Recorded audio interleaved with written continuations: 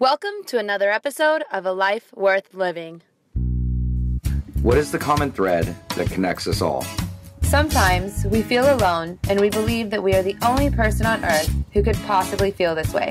But maybe we all have more in common than we think. So, we're asking for people's point of view to talk about their experiences in an attempt to better ourselves and find the common thread that connects us all. We'd like to thank our sponsors, Anaheim Stoneworks and Masertati LA Training Center. Our next guest is currently the Strategic Alumni Coordinator at the Hazelton Betty Ford Center. His background focuses on optimizing individual and organizational performance, creating cultures of collaboration, accountability, and service. This individual and I met back in 2011 during TPASS, a group that focuses on long-term treatment practices to best help those suffering with addiction. Not only is he a leader in the field of addiction, but a true friend. I have the great pleasure to introduce to you Leonard Bade. Thank you for coming down, Leonard. It's great to be here. Thanks for having me.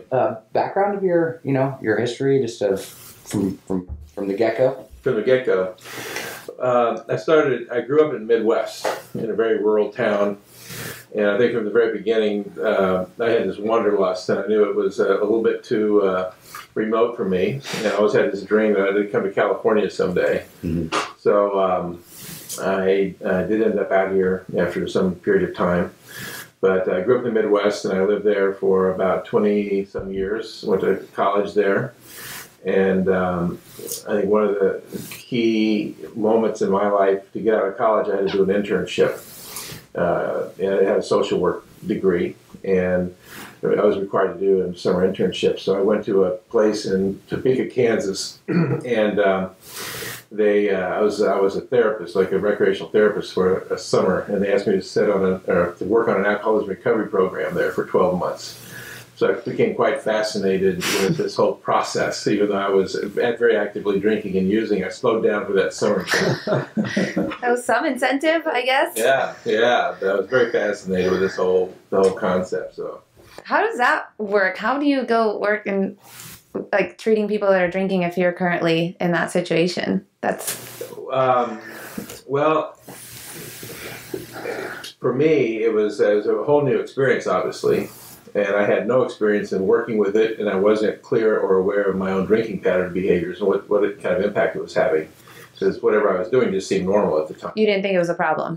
No, I didn't think it was a problem. And looking back at it, I don't know that I was in the full stages. I wasn't in the full stages, but I did reduce my drinking during that summer. And but it developed a strong curiosity for me. For the next 8 years, I studied alcoholism. I went back and took about 25 master's hours in behavioral sciences and alcoholism, went to conferences and read books, and I just became fascinated with this whole behavioral health and mental health capacity. But the more I studied, the more I began to learn, the stronger my addiction took on board. So I kind of lived these double lives. Talk about everything happens for a reason. That's really fascinating. I mean, that's crazy that you're studying that and then getting deeper into it. I just think that's when did you realize I'm studying this, but I have this problem?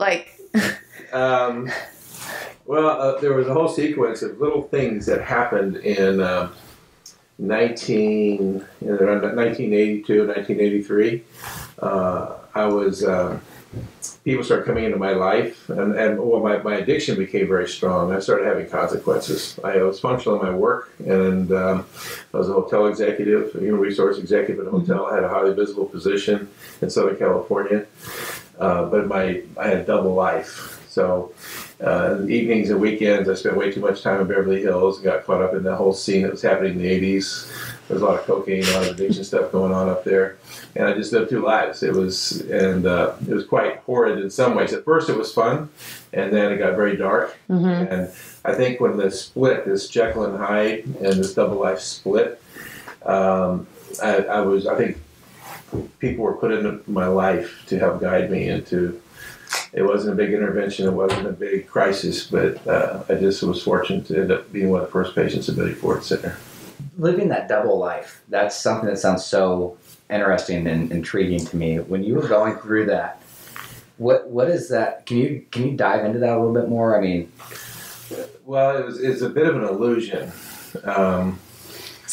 where the circumstances for me was I was being a human resource executive and functioning fairly well in an organization. I created one of the only 5-star resorts that was ever created by this hotel company with a group of people. And at first it started out pretty, I was fairly functional. And I sort of had a strong attachment to that. But then the other lifestyle, there was a lot of adrenaline that goes to that. And lifestyle, and a lot of risk taking, a lot of risk taking. So that, the energies around that were so prolific and profound. And I didn't realize, because it came on, as much as the drug addiction happened, the lifestyle became an addiction as well. So when I finally admitted that I was powerless over alcohol and drugs, there was this huge relief. There was a moment in time that that someone greeted me and welcomed me to a 12-step meeting. In that moment, I actually, when he touched my hand, I actually clapped. He grabbed hold of me, and I realized that moment I was an alcoholic and that my drinking was over. And from that moment forward, the desire to drink and use left. And I was sitting in a chair in the back of the room, and I never left. I knew I couldn't go out, but I wasn't sure I wanted to stay in, but I sat in that chair for a while. And that started my sobriety back in 1983. Why is that? I'm curious. Do you think that happens? Do you think it's a denial? You're thinking, hey, I'm doing great. I'm an executive. Like, look how successful I am. I don't have a problem. Or why is it that people live that double life? For me, I didn't know what the other side of the fence looked like. I just didn't know it. Did you think it was normal? Yeah, it was just normal. It's the only thing I really knew. And there was a lot of destruction around that. There were times where I felt a lot of desperation in my life, fear and anger and all that, but I didn't know what the other side of that fence looked like. So was this a way to cope with those feelings that you were saying, the anger, desperation, the fear? It fed on each other. Right. You have the fear and insecurities that go along with living, and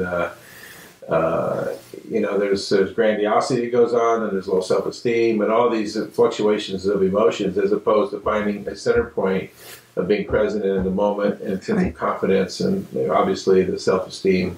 Right. So when I went into the 12-step program, I was actually taking someone else to a meeting who needed help, and the greeter at the door, when I started walking across his patio, he laughed and chuckled and said, "We wondered when you were finally going to make it."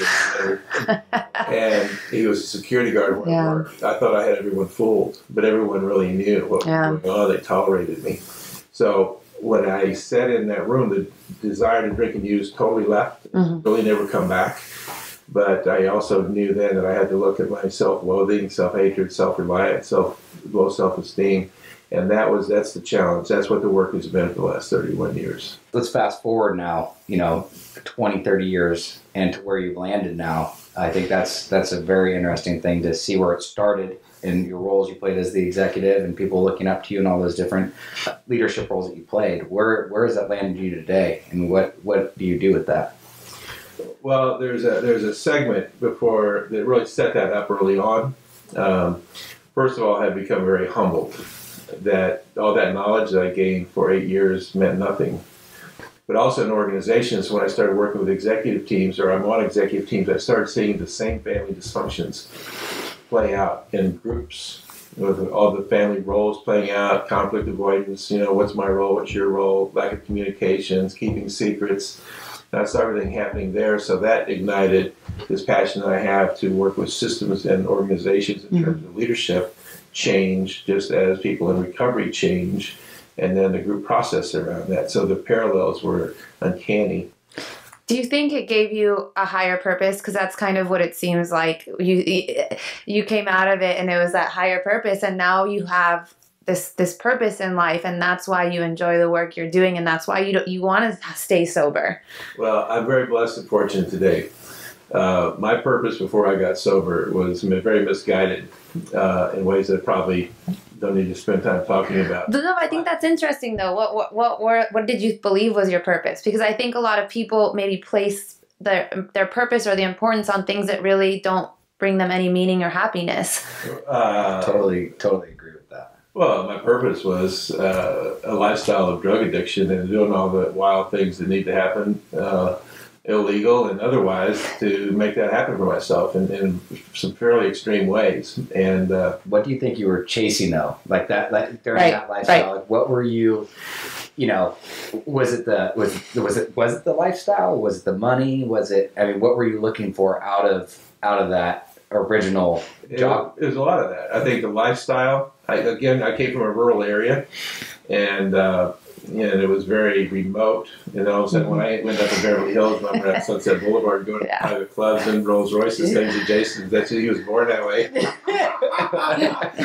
When I'm doing all that, I thought I'd arrived. Yeah. And living that lifestyle for a couple of years, but then it just got darker and darker and darker. So it's not what it's cut out to be. No, it's See, not. that's something. The inside, the sense of self-esteem. I mean, I was reduced when I'm not doing drugs to a lot of paranoia and fear and anxiety and anger and just all these emotions around wild. I had no control over that. So the unmanageability was an internal piece as well as externally. But do you think it was because of all this material stuff that you just felt like you weren't good enough? You were always trying to impress and put on this outer persona, or what was it? Well, I feel like more than that. I think it's what he's expressed. What I'm getting from it is you had this lifestyle. You had almost been taught or brought up into that this is the way to live. Right. And it became falsified, and you saw that firsthand. Right. So the converse part of that, in terms of back to your point of purpose and passion, I chuckle because everything I do today is purely about my purpose and my passion and what I'm very skilled at doing, and that's all evolved from the recovery world in terms of the group process and strong transformation, people being authentic, being real with one another, being honest, knowing who they really are, and helping other people know who they are. And it's about building community of people, creating a sense of belonging where there's a strong intimacy. And I do that in organizations, we do it in associations, we do it internationally with the community activists. And once people have that sense of trust, safety, trust, and intimacy, they'll do anything. And this is what we did with Betty Ford Center. We had 140 volunteers that became so close and so intimate with one another that they began forming all their own events just to be together. And it became organic. And the recovery, it was a life of recovery, rafting through rivers in Montana, doing beach parties in Southern California. But look at what it's come into today. Where it's gone today. Over the last 4 years, we started another program, this Treatment Professionals Alumni Services. So what we've done now is we brought all the alumni people together who've never really talked or shared their experiences. We're building a body of knowledge for the industry that will change the industry, that is changing the industry. In terms of our process, how we do it, nobody else does it that way. In terms of community building, the same process I just described, and what they're delivering and creating this body of knowledge. Yeah, that's fascinating. I've been there since the first day they launched it. That's how Jason and I first met. And that's how your story is very moving to me. Thank you. I like really hearing is. that. I can relate a lot to it. Yeah, and it seems like it's doing well because you're building those social relationships, which seems critical. That's what people are dying for today. Well, sometimes literally, because in our addiction we are isolated and we don't come to the center, so people are going out. So it makes sense that in the healthy, functioning world, we bring people to the center of the room with a fervor. I really look forward to seeing what else comes down the road for us. Thank you. Yeah. Thank you. And thanks for coming on and sharing with us all about your experience and how awesome you're doing right now and helping other people with those social relationships and work through their own issues. Great. Thank you. It's a pleasure being here. Yeah. Appreciate it.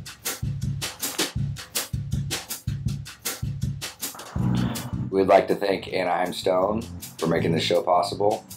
Nothing says luxury like enhancing your surroundings with natural quality stone.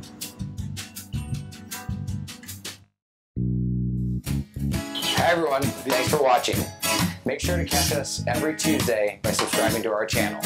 Let us know in the comments below how you make life worth living. We're sure you have lots of great tips to share, and by working together, we can all thrive. I have it memorized. She's good. I think that's gonna be good. One more time, we'll do it again. The speed needs to be a little bit faster. No, I think it's fine.